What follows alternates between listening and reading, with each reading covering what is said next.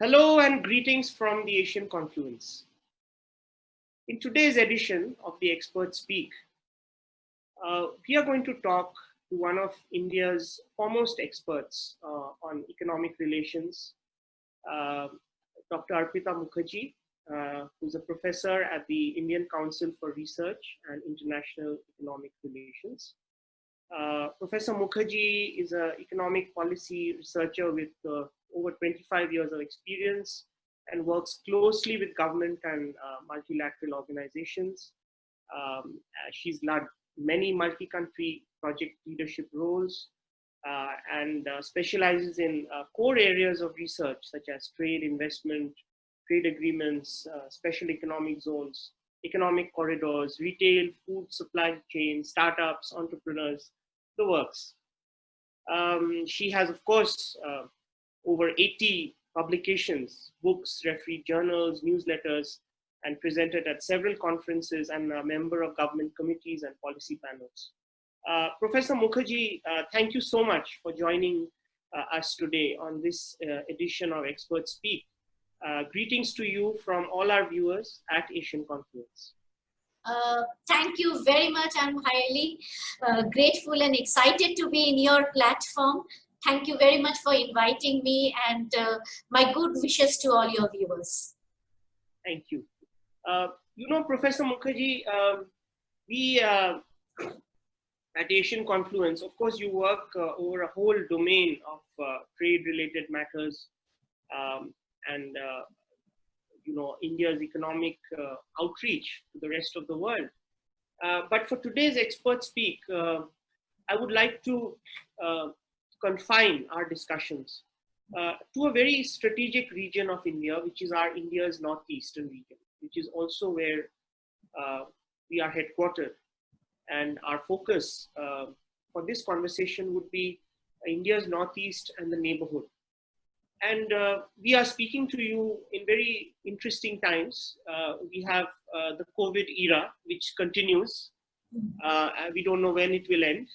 And we have also border skirmishes going on. We have global value chains being reconfigured across the globe. We have tensions at the borders. Many factors are at play today at the same time. Unprecedented, isn't it? And in this context, India's Northeast, as part of the Act East policy, as part of the various policies of the Government of India, the Neighborhood First policy, the Indo-Pacific policy, Northeast and our neighbors has huge potential. It's a well-known fact to engage with each other in trade, commerce. The region itself has a lot of potential in the field of agricultural products. There's a huge biodiversity and complementarity of climate patterns and products in the region. And there's human tourism potential. There's immense human capital. There's a large young population. And these are known facts. But for some reason, there are gaps. I think over the last 20 years, if we look at the progress, a lot of connectivity has happened. But trade hasn't moved as fast through the region as has the political narrative on cooperation. So trade has lagged behind the political will, maybe I would say, at the highest level. So I would like to ask you to start off this conversation as to where do you see the major opportunities and the major gaps in fulfilling this vision of the region getting integrated economically and taking part in the larger reconfigured global value chains of the future. Thank you, Sabya. See, in terms of the opportunity, as you look into the Northeast, and you rightly pointed out agriculture, within agriculture, Northeast has a huge potential in moving up the value chain into organic. And there is a lot of interest in the product of Northeast from a lot of our key export market. India has a kind of negative trade balance in good, but it has a negative, very good positive trade balance in agro commodities. So that is within the trade in goods. Agriculture and agro process trade is very important for us because of the positive trade balance. And in this, there is of late a lot of interest from our importing countries. Like I would talk about European Union, I would talk about US to move source from Northeast, simply because of the few reasons that Northeast will be able to meet the MRL requirements, the minimum residue requirements, because they use less chemicals and pesticides. They will be easily able to convert into organic. And also, there is a growing awareness among the developed world, and many of it because of our own move towards Ayurveda and traditional medicine. Northeast has that. More recently, I find a lot of Indian organized retailers are very keen on sourcing fabrics and textiles from Northeast. And because each of these states have their very unique, culture and textiles and type of clothing which are embedded. You can see me wearing one of them. So there is a lot of move towards designers to work with the Northeast, branding, developing the products.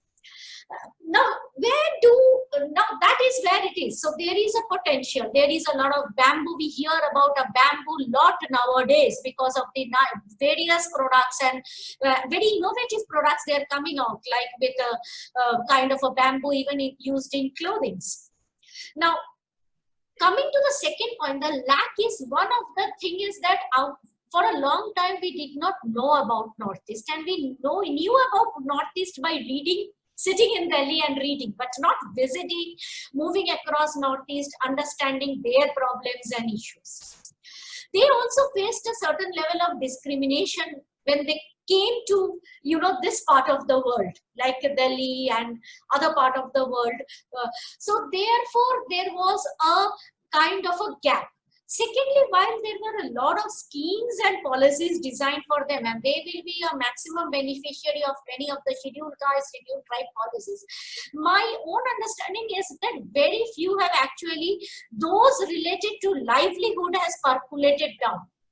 The schemes like even in the current regime, the schemes that they have been able to avail, 3 key schemes which they have benefited from are related to, getting a house being made, or getting a toilet being made, or you getting your cylinders, replacing your wood fire, but they haven't, in terms of livelihood generation, they haven't benefited. So what happens is that a person has a small saving and then they are not able to invest in their livelihood, because majority of the livelihood of the people of this region, around 70%, is agriculture or agriculture product based industry. Like if you look at bamboo, agro and forest based industries, their livelihood seems to be in a vicious circle. And my several experiences with them shows that in many cases there are gaps in the training process itself. And I want to give you an example. For example, the training is being done by Spice Board, whereas to export organic you need a Arpita certification.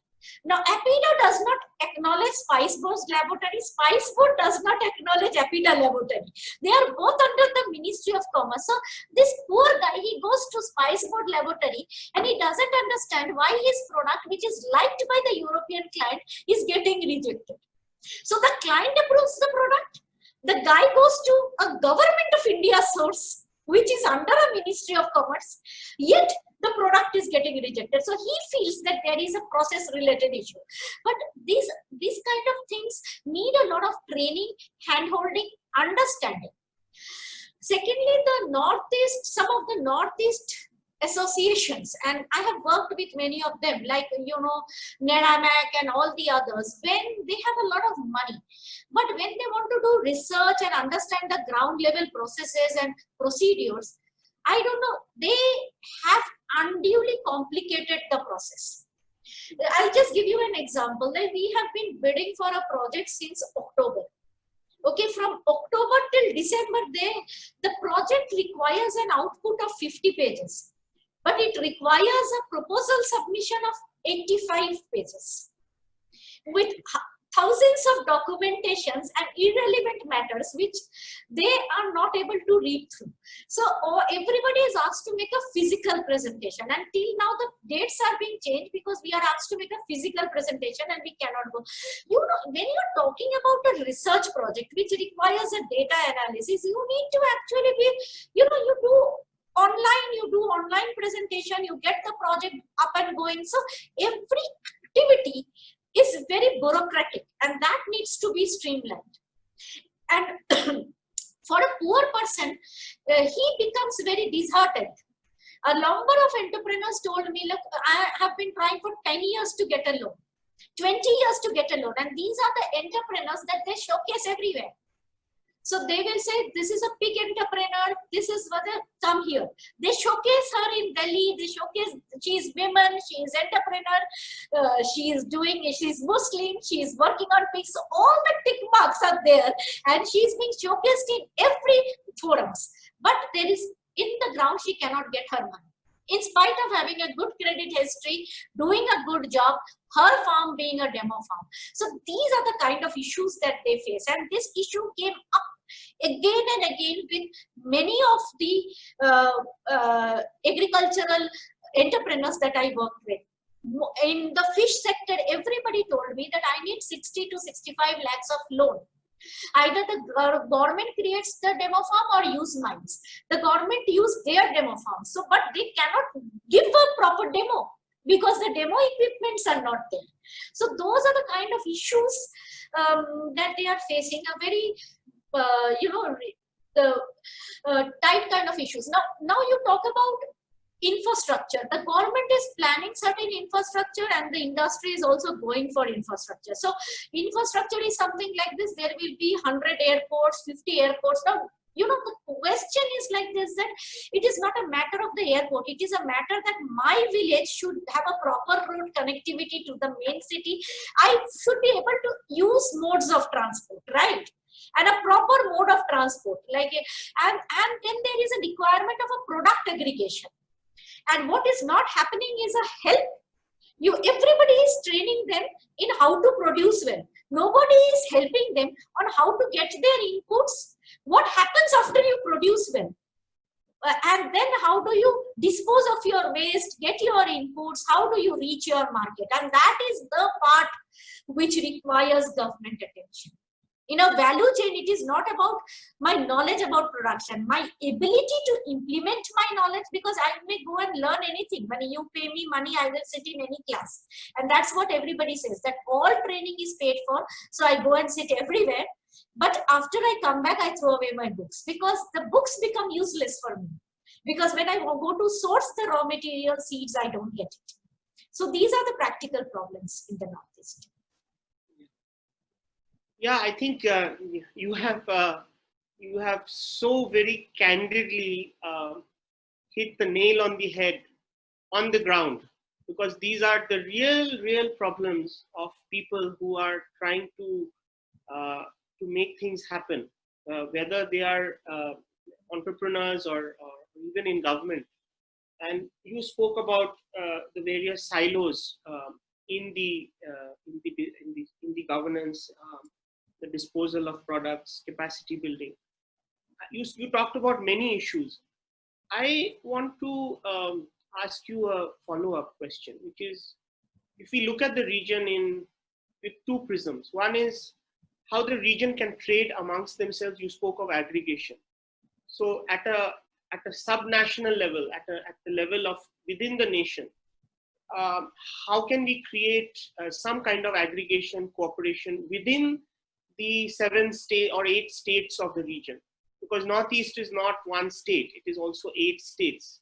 And when though we use one name called Northeast, it is 8 states. So there is a level of integration required at that level. And second part is that these 8 states together must have a unified approach to dealing with a foreign country, which is, there are 4 neighboring countries or 5 neighboring countries. And each of them have separate challenges. how do you see this happening, this dilemma that we are in? And how do you see a systemic approach to solving this problem coming up? And what can be done concretely?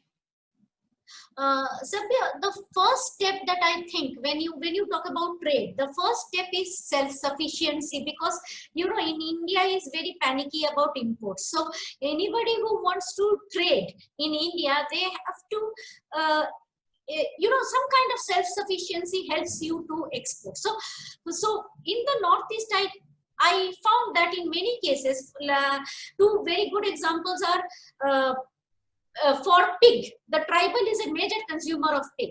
Northeast is one of the major producers of pig, but yet they import. They import pig food, they import pig meat from Punjab and Bihar, which are actually not consumers.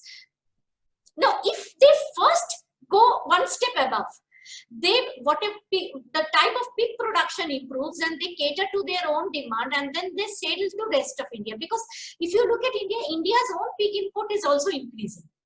So therefore, they can reduce the import and kind of reduce our import dependence on that. So therefore, they have that potential, and they have the potential to convert a pig beyond a raw pig food into a variety of processed food. So there lies a potential. Secondly, again, another area which I saw was fish, and I was surprised that much of the Northeast are actually at importing fish from rest of India, Andhra Pradesh, West Bengal, and that's where they have a huge potential, where they can actually build up their own production capabilities, and therefore they can cater to rest of India. This is again an area where they can actually think about the next step as an export.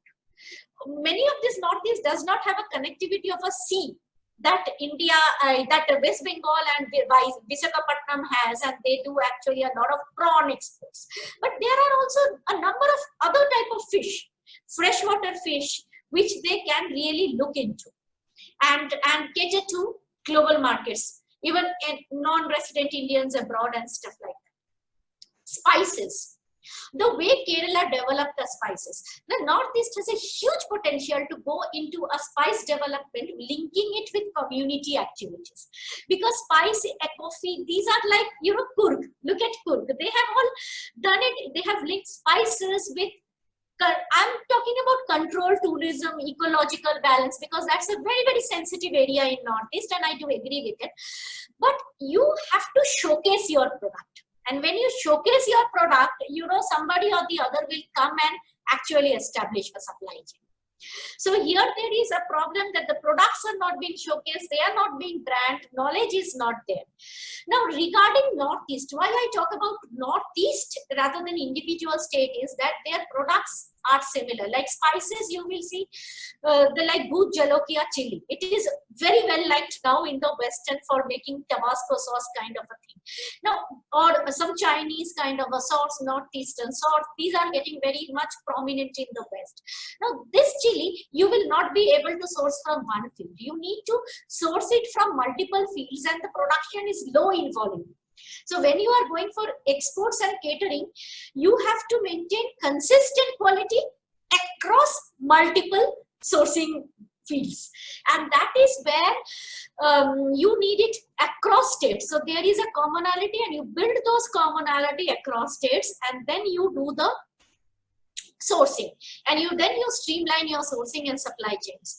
And even people who have been doing tea business, they are actually having their tea gardens in Darjeeling, Nepal, in Darjeeling, some in Sikkim, and some in Nilgiris, and then in ASEAN. So people are now doing their supply chains in this way, and that requires a lot of business connect and supply and sourcing. And then comes event and promotion. Event and promotion in Northeast is also really poor. Like if you look into many of these Northeast things, like we did have a detailed meeting with even Neramak, I can give you that example, that what do you do? So they say we have 7 store in Delhi and we have a store in, we have a store in Delhi, Hatmani. If I have to pay 10 rupees to go and shop a Northeast product, it is tough. Okay, now everybody is going online post-COVID. So there is a need for a platform.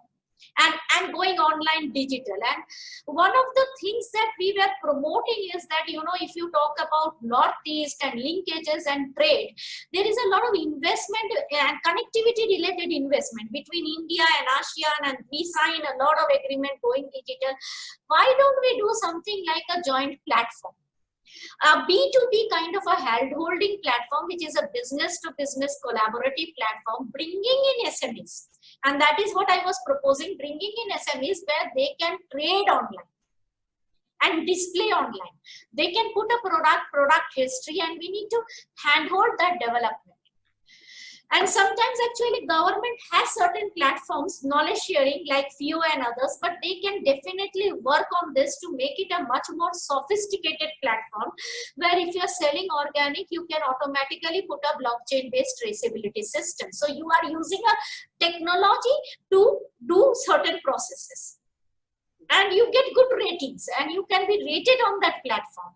So in terms of quality, in terms of reviews, and that is where I think that will enable them, because Northeast is fairly savvy with smartphone. They have a connectivity issue, but savviness issue is less. As I have worked with a lot of tribals and I find they are very savvy in their own way. Yes. Yeah, that's so very true. And I think a major takeaway from what you said was that the Northeast region, within the states, there needs to be more cooperation and planning. I think every state has some mission. I mean, we are headquartered in Meghalaya. Meghalaya has had a jackfruit mission, a strawberry mission. They're doing well. Assam has other missions of, big mission, Tripura had a pineapple mission. But what I get from you is that I think there is lack of projects which are the states talking to each other. Am I correct? Yes, there is a lack of projects of states talking to each other. And for example, Mizoram has pineapples, Tripura has pineapples. Now you have to have a pineapple mission also. Within the pineapple mission, there will be a model pineapple mission, and within that each states will also contribute to that mission. And mission by itself is good, and then but you have to add value to it. Then there are a lot of fruits and vegetables which have the potential. The Northeast can become a Thailand or a Malaysia in a processed food segment. Yes. And especially in terms of fruits and vegetables. Yes, and that's so much in line with the Prime Minister's call for an organic Northeast, as well as the Atmanirbhar mission, I think, which Honorable Prime Minister has called for in these times. The region can offer a lot in this Atmanirbhar mission at many levels, within the nation as well as at a state level, at a regional level. And they can also, I have seen they can also learn from each other. I mean, it's not like, their needs for outside. For example, Sikkim. Yeah. The Sikkim's way of going organic had a system. Yeah. They actually had a vision plan. They had a target. But you can blame Sikkim for being, many people say, no, it's not fully organic, this, that. I agree. But they have a vision, they have a target, they have a branding, they have created their name. So they are trying. That trying route of Sikkim is very good. Like if you look at the other Northeast states, some of them do not have an organic document. Yeah. You will not find. You will find hundreds of guidelines and this and that, but you will not find an agri marketing kind of a guideline booklet like Sikkim has or Gujarat has or Andhra Pradesh has. What Gujarat had in terms of agriculture was nothing if you go back 10-15 years ago. Within the 10-15 years period, they have converted, they were also a desert, they have converted into agriculture through various means, machineries, brought in investments. So that you have to put agriculture in a commercial footing. You should not say it is poor farmers, so we will just feed them when they need the food. But you have to make these poor farmers good entrepreneurs. And that is where I think that's where the gap is, and that is where the potential lies. So, I couldn't agree with you more. And you cited the example of Gujarat. So if we say Gujarat versus Northeast, we are talking about 8 states on one side, contiguous to each other, and one state, So one side there are 8 governments, state governments, and one side there is one state government. So obviously there is a need for an institutional mechanism to enable the different states to talk to each other. They are smaller states, enjoying huge complementarity, I think, of all kinds of produce. Seeing where you are as a professor in one of India's premier institutions, you work with the government of India. Do you see an institutional mechanism emerging from the region which can voice the concerns and kind of make a systemic approach to this kind of a coordination between the various states, and how to make this happen? Or do you see a gap there? The point is like this, that in India, in the Northeast, the issue is that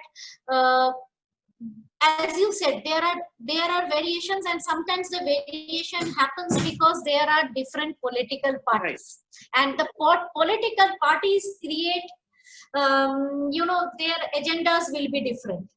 But their overarching vision has been, the overarching vision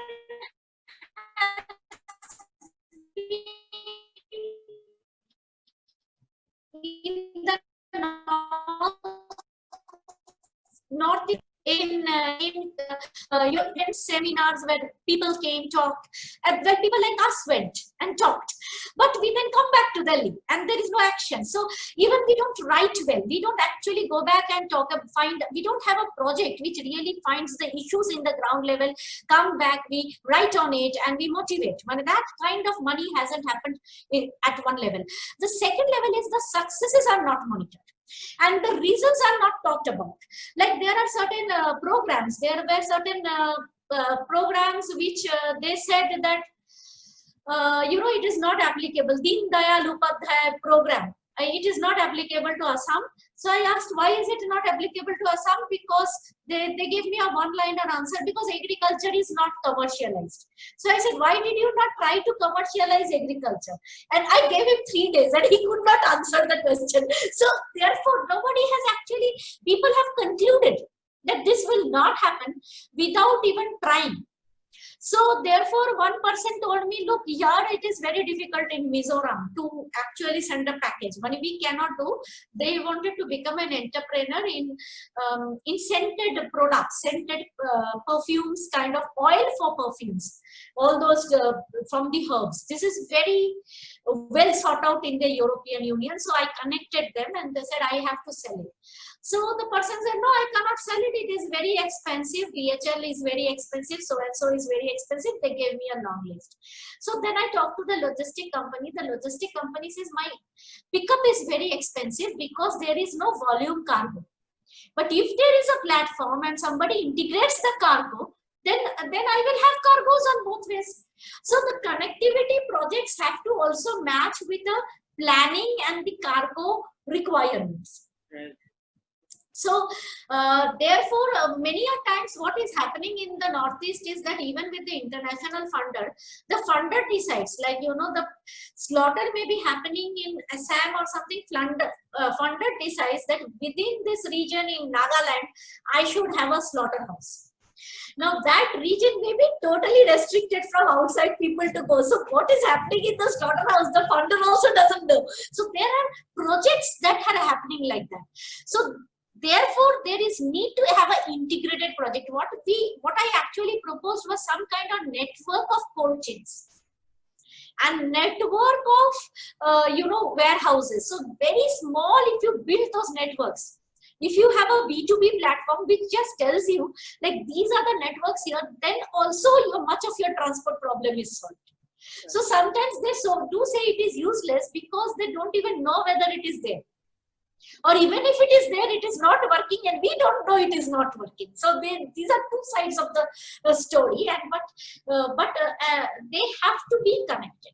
That is, there has to be a more network approach to investments and developments, and network and need-based approach rather than somebody on the top thinking that we need it. Absolutely, absolutely. I think this is a gap that exists, and do you see some movement in that, in the creation of networks through ministries in the central level, say donor or Northeastern Council? Do you see some movement on that front?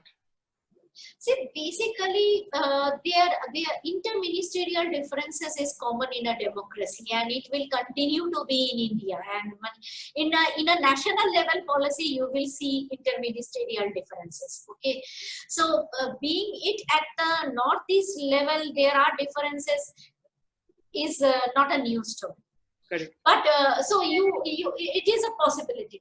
There are certain institutional requirements that has to be done in the center.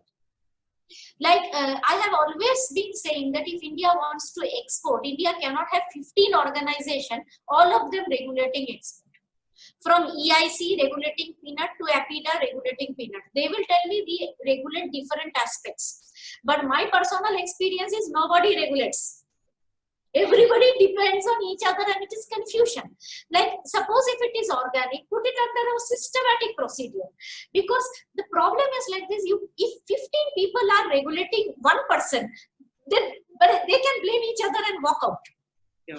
And that has been a problem, and for the Northeast it is a bigger problem because they are very far away from Delhi. The cost of flight etc. is much more.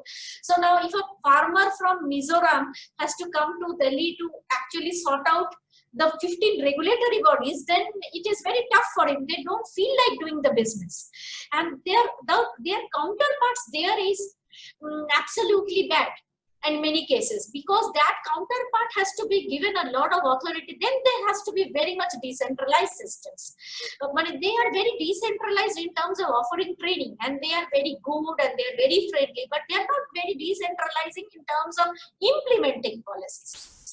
I'll give you some examples. Like there can be each of this government, each of these states may be encouraged to create a state dashboard, which will tell you what, and we are working on that state dashboard, and we have worked with Andhra Pradesh and others.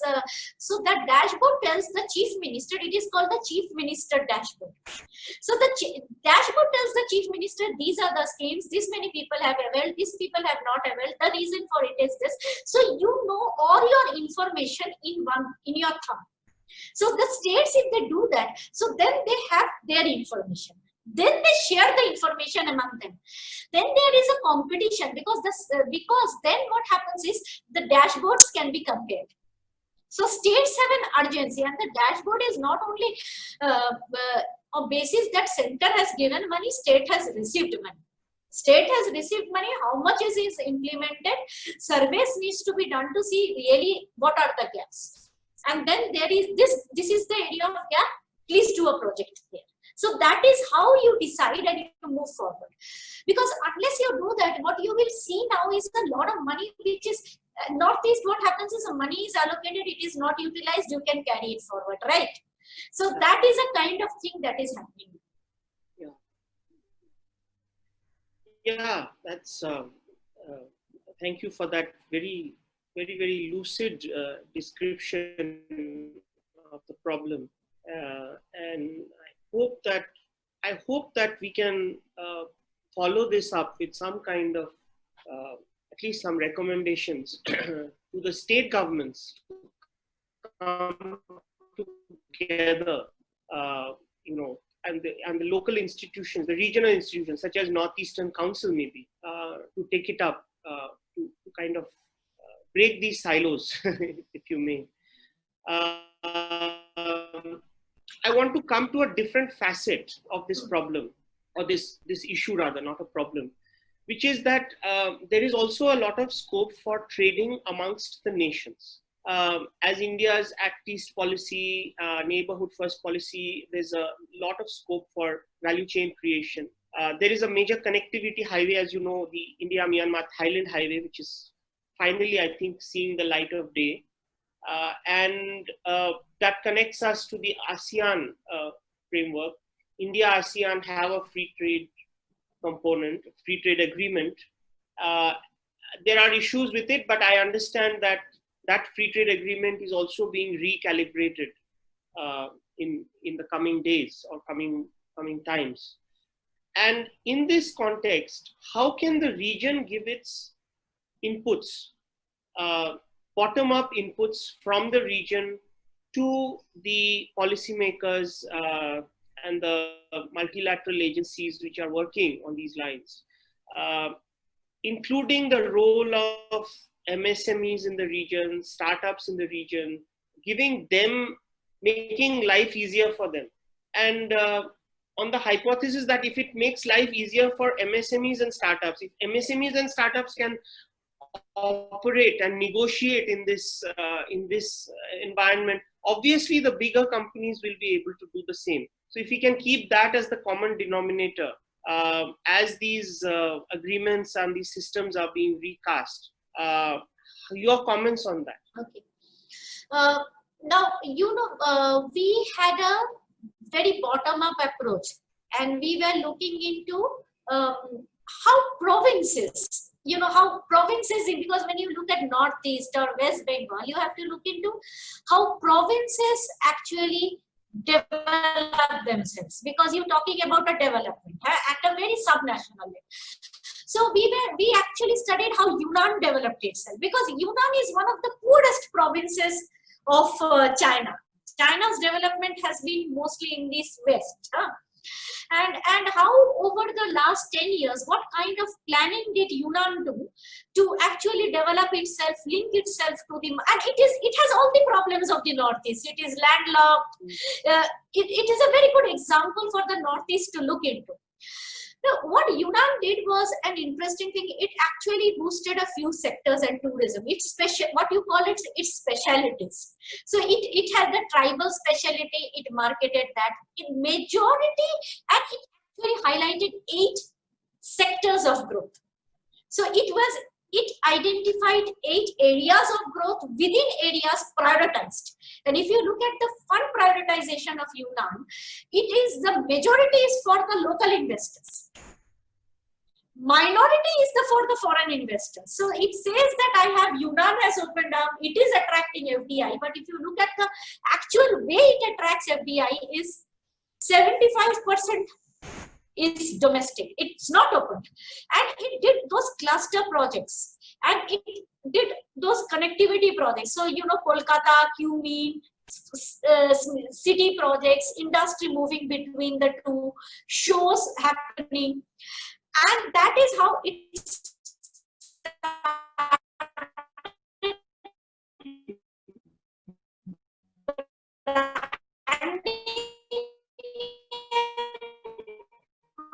promoting its product as a land.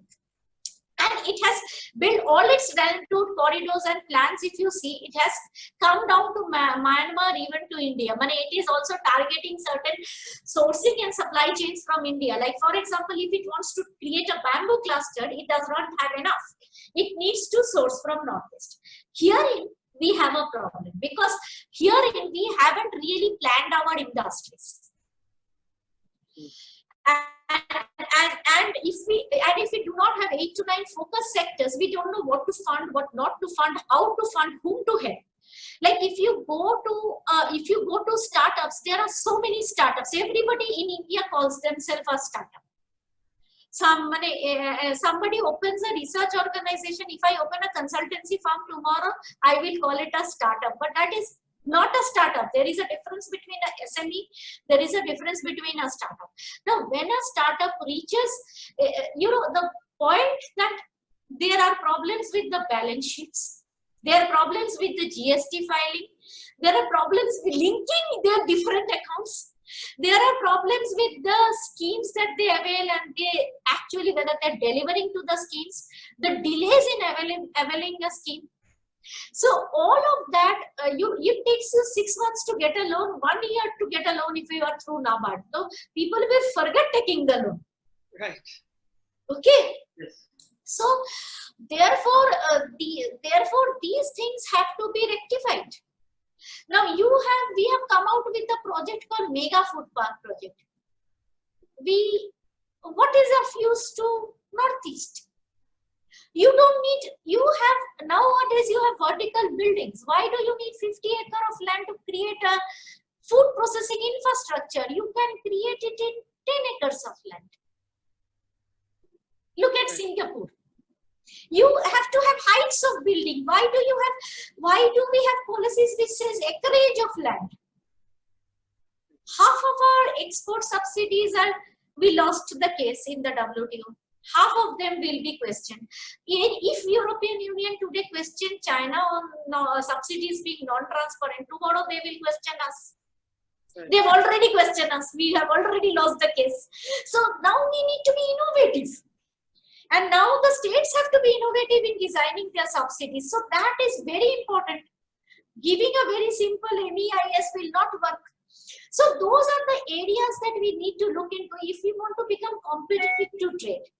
Having said that, there is a lot of requirement. There is a lot of requirement of ethnic clothing, ethnic manufacturing. And when I have worked actually with the Northeast, I found that what they are doing is they are often bringing in the fabrics from China, bringing in a lot of material from China. And if you look into the Bangladesh border hearts, you will see much of Chinese products is being traded between Bangladesh and India in the border hearts rather than Indian and Bangladeshi products. And that is the problem. And that is the problem we need to solve by helping them. And that's why we have to bring in organized retail, supply chains, encouragements. And one of the reasons why India has not been able to develop, and this is not a problem of Northeast, this is a problem genuinely in our policies. We don't put in conditions which other countries does to grow. For example, when Amazon said that, I want to work with SMEs, then we should put in a condition on Amazon, like go to the Northeast and give me this much of sourcing. Please source this much quantity from the Northeast. Work and renovate your supply chain. We told them we don't want Amazon in January. So, you actually have to tell your organized systems which are sourcing from elsewhere and sometimes overburdening people elsewhere to actually do the hard work and go to the Northeast and source and invest. And invest. I'm talking about investment because you cannot source on a marketplace-based model in Northeast. You have to make an inventory investment. And you don't like Amazon, you like an Indian player, please help that guy to make investment. But there has to be certain investment related sourcing and supply chains, which brings these players into the platform. Right. Absolutely. And I think the emerging digital economy, there is, as you said, the youth of the region have a lot of savviness. Connectivity has to be desired, digital connectivity, but it's an ongoing process. I think more and more areas are getting connected. And the emerging digital economy can really piggy ride on this opportunity of the larger Amazons and the Flipkarts to come into the region and take some kind of a, create a sort of a value chain. Right? Is that what you, I think, alluded to? I think you're muted. Yeah. So for digitalization, we are going through a very confused policy. See, sometimes we like China, and what China did is when it entered the WTO, it opened the manufacturing sector because it was already doing well in manufacturing. It knew it has to go to the WTO. It opened the manufacturing sector, kept the digital economy closed. developed its own digital competence, and now it is doing BRI and other things, and gradually it will open its digital economy because its own homegrown companies are willing to export. Our case was very different. We survived on software, which only what led to the growth of Indian software. The one-liner answer is that there was no interference by the government. And the government only did positive things for that industry. It allowed women to work at the state level. It set up software technology park, SEZ. So the only positive intervention, no negative intervention. But when we moved from software to a high-skilled digital economy, which is the fourth IR, the interventions are all negative. Till now, you don't have a policy, you don't have a security regulation, you don't have a consumer. You recently had a consumer protection regulation only in 2019. You don't know what to do, what not to do with your policies. So then now again we have a consumer protection, and then we have to give our data to Arpita Mukherjee. So there are worries. Okay, so how much you share data, what you do, how you do with the trust has been a problem. Huge amount of effort has been spent by the government to actually make the unorganized retailer happy as a vote bank, and that has led to them not becoming organized. Point number one, them not growing. Point number two, and rest of the world suffering. Even an Indian dominated e-commerce platform is an Indian company. If they want to build the e-commerce platform, they will struggle because of this negative vibes against anybody who is trying to grow. Now, if you try to grow, you have two options. Either you get a funding from your own domestic sources, or you go to external sources for funding. Because Indian companies' balance sheets, etc., are not always correct, they don't get a big VC funding from the US. We talk about US VC, this, that, but they are very rigid. Indian, even if they do a US VC, they need to do a US advisory. When you want to do a US advisory, I'm giving you ground realities. You want to do a US advisory to reach a US venture capitalist. This is so difficult to transfer money for that consultancy services. Okay, so the US guys will not take all of that. With the Chinese, it is very simple. You can pay in cash, you can do business in cash. Okay, so they do not talk to you. You need not know their language. You don't know, they don't know your language. You do an interpretation. They will say 2% commission done. Here is your money in the suitcase, and that is how business operates. And therefore we went to China to get, so many businesses are getting money from China. So there must be something easier to get from this route, which is difficult to get from elsewhere. Why are we not going to European Union and US, which are key export market for the tech sector? IT's export market is not China. IT's export market is European Union and US. Yet for money, we are going to this market. So that is where we need to really sort it out. And we need to understand that we are highly dependent today on funding of some of these digital ventures. Right. And when somebody gives you money, the person doesn't give you money like, you can do whatever you like. They give you money, and the money is subject to certain conditions. So if for 10, 20 years, if you have taken money from somebody, and now you cannot suddenly say, okay, fine, you don't follow the condition. You have a double one.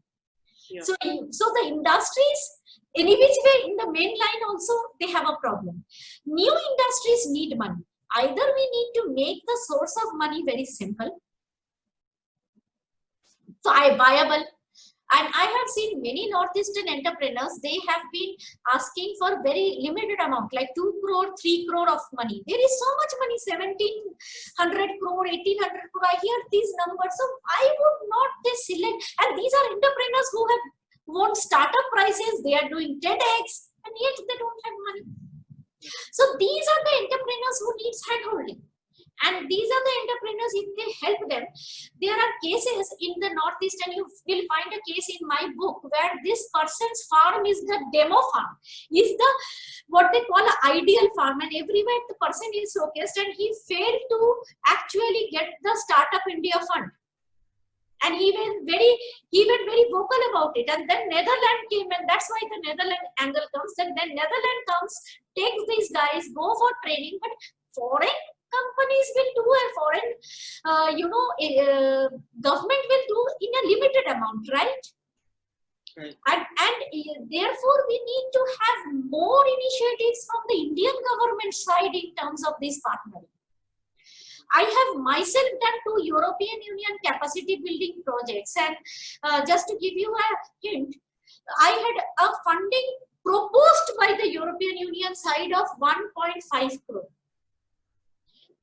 Demand raised by Indian government was of 30 lakhs. Okay, and that too was what? Find out logistic problems in the Europe, find out this. Using the same amount of money, Cambodia actually converted its whole agriculture field, basmati field, from tricyclosol free. It banned tricyclosol, and today it is exporting rice. So you have to see how they go and how did work. And local cuisine. What is a cuisine of Mizoram? What do they eat? We need to know about it. Right. We know what Thailand cuisine is. We know what Vietnamese cuisine is. We don't know what Mizoram's cuisine is or Assam cuisine is. And that's what is needed now. Right.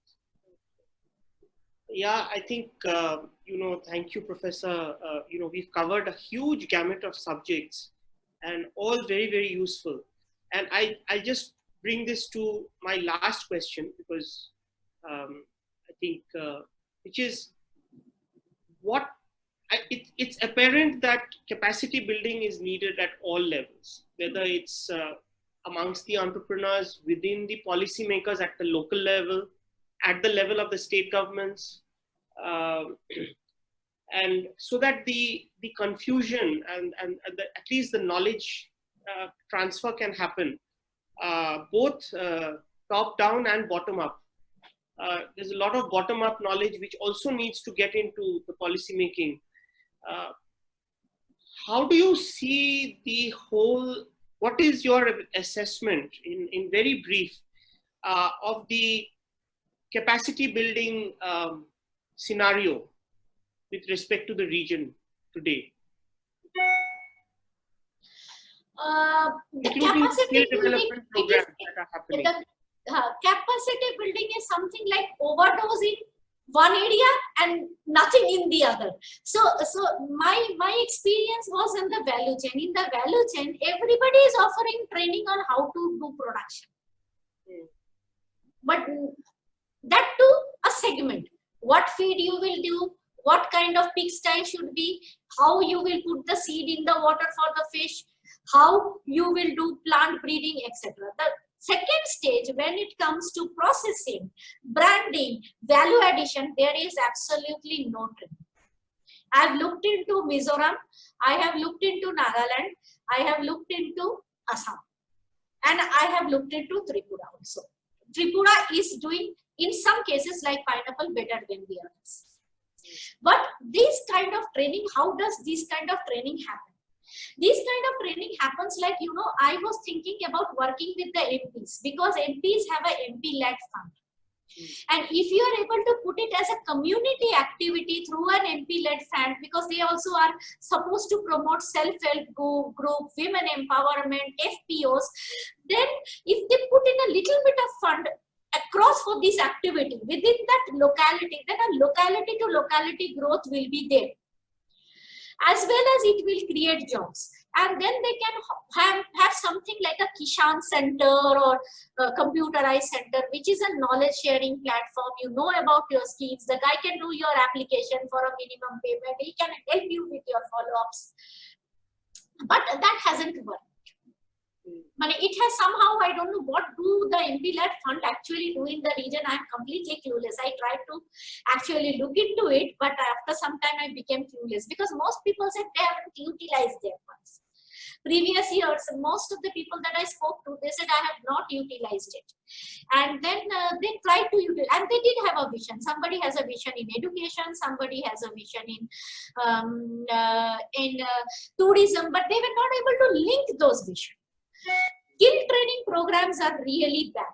in some places, the skill training programs, it has to be need based. And a person has to be trained. If I have to be an entrepreneur, I should not only know how to produce, I should know how to sell. Because generally an entrepreneur knows how to produce because they are farmers. Then they have to know how to sell, how to brand, how to store, how to go to the market, how to reduce wastage. That part of the training is missing. Access is a major problem. Like when the students sit for the training classes or training sessions, if they say I have this problem, that access part has to be done. And I think digital platform, which you said, I have always been saying that the seeds and the raw materials and the inputs have to have a good platform. From there, that platform they can buy. You know, Bhutan is trying to do this, that they are trying to bring organic products, seeds, fertilizer, etc. within a platform from which the farmers can buy, sell. And it is very easy. They can buy in bulk and then they can segregate it and distribute it. So those kind of digital initiatives can be taken. With respect to ASEAN, see, if you talk about Mode 4, and only talk about Mode 4 and yoga and whatever with ASEAN, in services, it is meaningless to the Northeast. Because their issue is connectivity, online payment systems, digital both and physical connectivity. The service is a very big gamut of things that we look into, from hydroelectricities to whatnot. And therefore, when we talk about services and commitments, it also includes retail, education. We need to look into the whole gamut. Right. And we need to move online. Like if there are good Northeastern teachers and communities and businesses and academics, if they go online with their training program, their reach will be far better than what they do now with the offline programs. The online modules are bad. There has to be online smart classes. Like I said, the village centers can be online training, smart classes, extension workers, veterinary surgeon. Vet is a big mystery in Northeast. Like there is a shortage and they are never available. So tracking all these allied services, tracking your transporters among yourself, these services, if they go online, I think people are smart enough to solve rest of their problems. Absolutely. Laboratories are, you know, it is such a big mess. They have to come to Northeast has so much products, and many of these products are traditional products, and herbal traditional product approved by the traditional digital library. This is promoted. Ayurveda promotes it. FSSAI does not recognize it. But at least the two departments of the Ministry of Health, Ayurvedic traditional ministry of Health, FSSAI should say, okay, I recognize these herbs as being traditional herbs. Right. Because Ayurveda has recognized. So therefore, a person from the Northeast, they can, in spite of being a FSSAI registration, cannot sell in Delhi. They are doing thriving business in Northeast. Yes. So these are problems. Yeah. No, thank you so much. I think we've covered you've so eloquently covered such a wide area and so succinctly. And I think if we'll try and reach this out to people and try to see that, you know, what can be done, next steps. Maybe it needs small interventions and more awareness building of where the problem lies, because if we don't identify the problem, we'll never find the solution, and a systemic view of it, of solving problems, not band-aid and a band-aid approach, but a systemic view of how to solve these issues. So towards that goal, I think this has been an extremely informative and useful, talking to you. And thank you again so much for coming online. And I hope that in the near future, we will be able to do more, not only at the Asian Confluence, but as a region to take things forward. On that note, Professor Mukherjee, thank you so much. Thank you very much. And I do hope that, at some times with kind of our research and your kind of experience on the ground, we get some projects to actually understand the issues by sector, by industry, and by different levels of people like SMEs, startups, and then we give a more actionable type of more customized solution by priorities, with priorities, like you can do this in the first few years to achieve a target. Absolutely. Thank you very much. Thank you very much. Thank you very much.